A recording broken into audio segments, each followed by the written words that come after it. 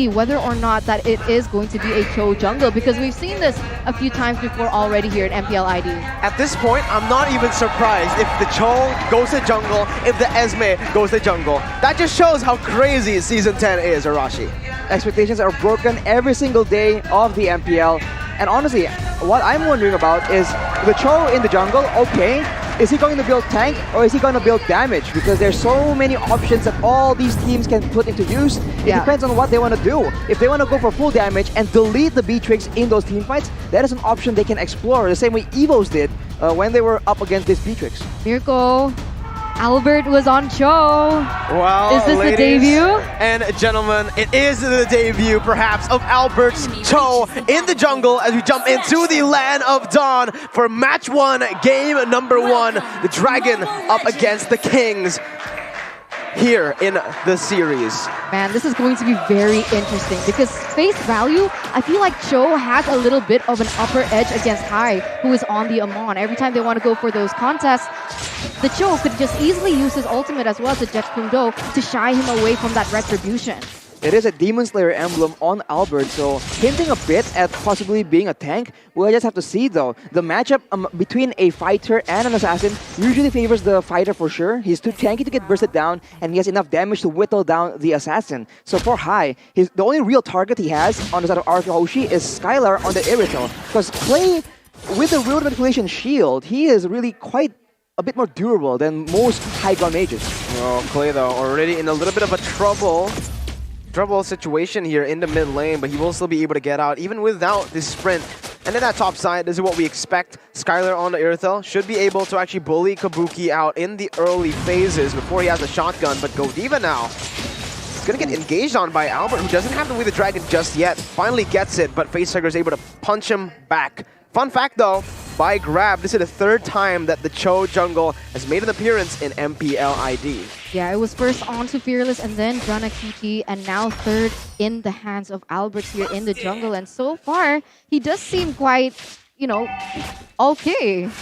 It's doing pretty okay. The clear is very healthy as well. There's a shield. There's a skill with 3 uses essentially, so his clearing is a lot faster, and he is all around the map right now. He is level 4, so he has the option of making these ganks happen, but on the bottom side, Vin is the one getting jumped on. Well, with the Masha, Rome, you are very, very tanky, obviously, with those 3 HP bars, but I do want to just focus on Banana, because he hasn't really been able to stop the movement coming in, but Albert finally able to find a pick in the mid lane with his Way of the Dragon. First Blood presented to you by the Samsung Galaxy A-Series. Rrq take the lead in the early stage, instantly converting onto the objectives, securing the first objective as well. And meanwhile on the top side, Kabuki is going to get dove on. Skylar with a solo kill, even with the help of Godiva. Godiva will be able to find a trade, but again, that's a solo kill for Skylar. The thing is, this is what I love to watch about Rrq Hoshi, the way they're able to utilize those picks on the board and convert it onto objectives. So far, Aurafire has not been able to replicate the same success, as now we can take a little sneak peek into the emblems, Arashi. Well, Banana has the Avarice emblem, so he is aiming to just scale as soon as possible. And right now, with the flank coming from Vin, they might go for a fight here. Thunderclap is available. The real world inflation able to immobilize him for a bit for Skylar to dish out a little bit more damage as well. Rrq knowing this though, they do not overcommit. They get a good chunk of damage onto Hai and even putting some pressure onto Kabuki, but they do not force anymore. Albert though in the mid lane, gonna get hooked over. Godiva failing that combo. Rrq still in a very good position. Oh, did you see his face when he mis-executed that as well? He didn't look pleased, but look at this. Already Albert getting very aggressive once again. Is still able to get out, but look at this, Mirko. Oh, Albert gonna get taken down by Facehugger's IMU as he stole away the real world manipulation. Banana now jumping in onto Facehugger with a thunderclap as well. Clay picking up the kill. Godiva's gonna be next here. Immobilized there. Hai jumps in with the damage. Godiva with the item defended once again, bringing it back for Fluffy to knock them up. Still, Godiva on the run. Clay finding him as that's going to be taken down. Endless charge. It's another trade. A 2 for 2 so far. Godiva Facehugger for Albert Vin. And even then, Rrq Hoshi is leading in only a little bit of gold. So at this point, 4 minutes in, they're not too far off, as Banana here already sniffing the whereabouts of Fluffy. But 10 seconds left to the next turtle. We'll see who's able to set up first. Aura needs to be a bit more, they need to play with a bit more urgency here. They do have an assassin that will not scale as well as the other heroes in the game. So Hai will have a lot of pressure on his hands as the turtle is up right now. Aurafire wants to contest, but overall in long engagements, Rrq Hoshi has been having the advantage. XP lane pressure is where it's at, and Banana has it. 1 level lead over Fluffy, clearing the waves a little bit faster, and obviously with the mobility, jumping into the turtle faster. But Godiva is able to actually force that reset on the turtle. Rrq and Aura need to be very careful, but Banana gets caught on a knockout strike there, and Lashard is taking him down in the bottom side.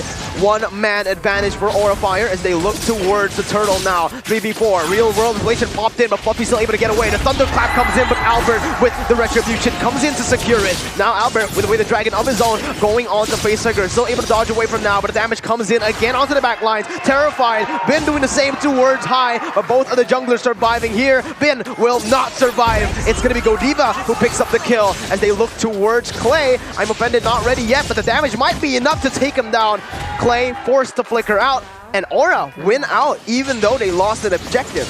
And now they're actually putting their focus onto this mid turret. They are going to be able to put a little pressure onto it, but so far, Aurafire, they've actually equalized that gold gap, and now it's just going back and forth here with Rrq Hoshi. What differences in item can we see happening here, Rashi? Hunter Strike Rush for Kabuki, so he is aiming to be very aggressive in that lane. On the other hand, Skylar already has the Windtalker, so the DPS is going to be a lot more, but the issue right here is that Aurafire has a lot more burst damage, and Rrq Hoshi, they win in the long, prolonged engagements, so if Vin can just take a lot of damage and make the fights drawn out, Rrq Hoshi has an advantage here, and that is true all the way to the later game. Oh, Godiva with the flicker there, and the real world relation popped in. Wait, the dragon though, bringing facehugger back to the thunderclap from Vin. Godiva in a bad spot, trying to run away now. He will be able to get out, but again, no, might not be, as that's going to be Skylar dishing out the damage coming in from the gold lane to pick up a kill. Rrq leading again, getting a 2 for 0, as Hai will be zoned out of his own jungle.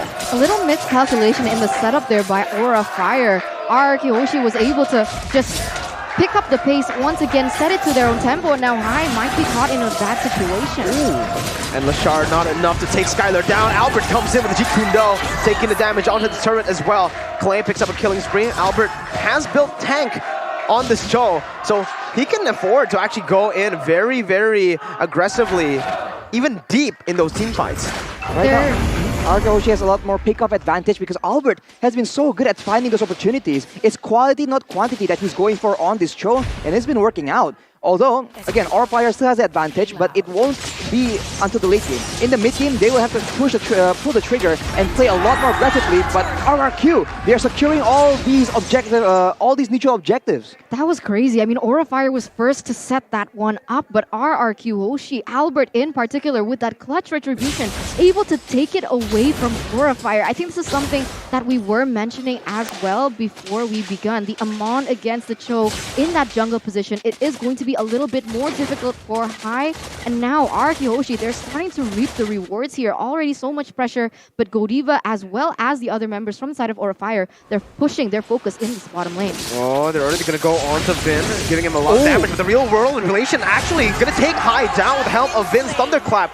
Albert trying to find facehugger with the Jikundo, not able to, as Fluffy will be able to get out of this one in the mid lane. He has actually taken a lead over Banana here, which is surprising. And Esmeralda Paquito matchup, not a matchup that we usually see the Paquito winning. Well, Banana has been just actively trying to help his team around, but right now, with everyone grouping up together, with the pressure advantage, Rrq Hoshi is pushing everyone away and actually just brute forcing this next objective. They're taking control all the way in the early game, despite having a lot more of a solid composition in that late game. This is going to be tough, actually. Yeah. Coming into the late game, Aurafire will have that Beatrix control. Power as well. Checking in the bushes, the burst damage as well towards Vin, Banana, even Clay and Skylar. Does Skylar have a win of nature yet? I don't think he has it just quite yet. He will be building it quite soon though, but Vin here is still trying to pressure as much as possible. Aurafire, they're getting bullied out of their own jungle. Yeah, they're getting bullied here as well as Rrq Albert already putting the tempo once again, opening up the map. And this is insane to see because there were so many questions regarding Rrq Hoshi this season in particular. especially Clay. People have mentioned that because Lemon has been filling in that role, they don't really see the synergy as well as they saw last season. But so far, Clay has been such a reliable engage tool as well as disengage tool with that real-world manipulation. I mean, still standing at a 304 KDA. Clay, once again, really performing to his max. Oh, Fluffy even in that jungle, missing 2 of the knockout strikes, but the falling Sun Moon will catch onto him, taking him to half HP. Bottom side turret though, it's gonna be taken down. It's actually the Lord take who gets it. It's Kabuki who finally is able to make the plays happen for Aurafire. Again, equalizing in terms of gold, but Aura, they stayed way too long. Godiva using the flicker there in this skirmish. It's gonna be taken down anyways, but Aura were able to secure 2 objectives. The Lord and also the bottom side tier 2. Wow, honestly, Banana is losing out in the macro gameplay department because Fluffy, he was able to actually cut the wave, and that allows them to get a free turret in the bottom side, and it allows him to have impacts in the skirmishes in the mid side, in the jungle early on, and that distracts Rrq away from the Lord attempt. So this is now showing the difference in experience between Fluffy and Banana. I mean, so far we can see that the Wind of Nature has not been built yet, and Albert basically takes no damage right now. So every time Aurafire, they want to go in and look for a contest, perhaps a pick-off on the board against Rrq Hoshi. The problem is the way that they've been maneuvering around the map is 4-1. So it's really difficult now that Fluffy is going to be looking for an opportunity here. Whoa, Vin jumping in with a thunderclap onto Kabuki. With the help of the real world inflation, they're going to be able to take him down. Number 1 damage dealer taken out. Albert kicking Godiva back to his team, as that's going to be Godiva caught in a 4-man skirmish, a 4-man sandwich. Amon up top high, trying to split push, but I don't think he's going to be able to find much value there. Might even be caught. He has the invisibility, but Albert, he's cutting in the movement from high. High recalling the bush, and Aura still able to get their jungler safely out. Fluffy taking the Lethal Wanderer, stealing it away from Skylar as well in that top river. Rrq Hoshi, they've been winning the fights right here, but they have not been able to actually get a lot of value afterwards. They were able to win the fight in the Lord as well, but Aurafire got the Lord there, and that just delayed the plays, but Albert goes in. Oh, Albert jumping onto high, has the endless charge, but again, it does no damage. In the back lines though, Fluffy trying his best to find Clay. He was taken low, but now Banana jumping in onto 3 members. Whoa. Punished instantly as Fluffy jumps in with a knockout strike onto Vin. Oh my goodness, Kabuki. He didn't even aim that one. He just shot it and it hit onto Skylar. Now they're looking for the siege into that mid-tier 1. Albert has a purple buff. He might be going for something, but they just clear out the waves. Rrq not wanting to take these prolonged fights. That was insane setup though by Albert. If you notice, he was just waiting in that bush very patiently. I gotta say more than 10 seconds even to wait on the perfect moment to get onto high, and he was able to do that. So we can see that Rrq Hoshi already with this assassin type situation that they can also portray on the board, but once again, Kabuki! That's the damage you expect in the late game. Arashi, we saw Wesker, we saw CW. Wait, was it CW? No, Kabuki. We saw Kabuki 4-shot the base yesterday. With the Wesker. With the Wesker against GeekFam. So, Finn getting taken down there. That's why they first picked Beatrix. It's a good attempt, man. Clay, along with Vin, trying to burst Kabuki. He was very, very low, but the Wesker damage is just too high. And right now, Aurafire pressure for the Lord. They get it. They back away. They play that disciplined game that we've been talking about. The improved Aura. The problem is Rrq Hoshi, they didn't want to engage either. So I don't know if it was Aurafire being disciplined or Rrq Hoshi actually making that decision for them. And this was something that we also highlighted yesterday as well. Aurafire, after they're able to get these objectives on the board, they have a tendency to overstay. And actually, Rrq Hoshi can actually capitalize on that. As now, we're going to take a look at the damage dealt by Axe here, Arashi. And it turns out, Facehugger as well as Fluffy are on the top there with the highest damage dealt. Clay is close behind, and Kabuki comes there as well. Despite having the very rocky early game, Kabuki is still up there in terms of damage. That is power of the Beatrix, man. Again, when the fight is just quick, when it's about burst damage, Aurafire has so much advantage here. Rrq Hoshi needs to survive the initial burst, and then their superior DPS can shine through in this late game. No, the real world inflation was opened up by both of the members here. Fluffy gonna get gonna be able to get the knockout strike, but Banana with the flanks there, now gonna get chunked really low, forced to use the sprint. Kabuki trying to deal the damage again. The endless charge was popped in onto Banana. A lot of resources spent already. Kabuki with the wind of nature, still able to get away, but the way the dragon finds him, bringing it back to the team. Banana with the falling star moon now, jumping onto Kabuki, but Banana might be punished for this. He goes in, and he's the one who's taken down. Skylar going deep onto Kabuki with the wind of nature. He finds him as he goes for an all-out flank. He's still trying to run away, kiting everyone back, and he's actually zoning the members away back to his team. Rrq are able to defend, but at what cost? That's 3 base turrets taken down. Vin is still going for the chase onto Godiva. I'm offended popped in. Vin finally backing off. Aura still with the much more valuable trade. Man, but Skylar, what was that? Insane. That was really cool. What? He was there. Oh my god, he didn't. Oh, that was so beautiful to see. Rrq, Skylar really outplaying that situation, taking down Kabuki. And I hope we get an instant replay here by the Samsung Galaxy A series of what went down. It began with that play coming from Albert, but there was no follow-up. And then they tunnel into Banana, and they were able to secure that kill. But Skylar just comes in without any care in the world, starts dashing out a lot of damage while moving. That is the advantage that the Airtel has in that late game. But now Vin still has to be very, very careful. I'm offended does not land, and right now Rrq Hoshi have no control, but so far Aurafire, they are the ones in control. They are the ones that can look for opportunities right now. You know what's funny? Take a look at the scoreboard. Take a look at the entire thing there. In the team head-to-head, wait a minute, Banana gonna get caught again, brought back with a knockout strike, and Banana gets caught again! 4th time this game. Rrq lost their XP lane, and look at the death timers. 35 seconds, 15 seconds for the Lord. Albert trying to find Fluffy, trying to find compensation, but they will not be able to find that. Again, it's Aura getting the really good picks onto Banana, and now they're gonna go on to the Lord. 1-man advantage. I think it's the EXP lane difference right here. Fluffy is a lot more experienced in just playing out this late game, avoiding death traps from the opponents. But for Banana, you cannot say the same thing. Aurafire has now secured the Lord, and they are playing it calm and collected. They still have the chance of using Kabuki as that siege tool, although Clay has still 0 deaths. He has a lot of kills, a lot of gold, and he has a lot of damage that Aurafire needs to pay attention to. I don't know why, but I feel like their gameplay kind of shifted in towards this mid towards the late game. I mean, Rrq Hoshi initially was able to get the better trades on the board and actually be able to convert onto it. But it turns out now Aurafire is actually leading in terms of that economy, the map control, as well as the neutral objective, is now it's going to be marching here in that mid side.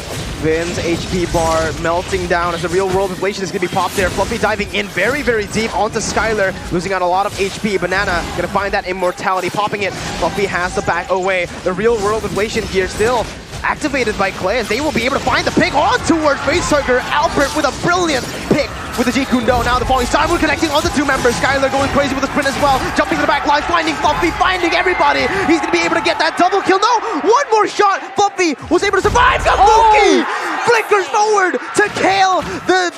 Wait, who's that? Banana, actually, who overchased a bit, and Godiva's gonna go for the back door here with the minions that he has. Fluffy again, jumping with a knockout strike, getting this heal from the side of the Bloodlust Axe. Again, getting the shield as well. Skylar doesn't get the damage, but Fluffy, once again, he's able to survive for now. He might be able to turn it. He jumps in, jumps back. Oh my god, Aura, they are able to disengage.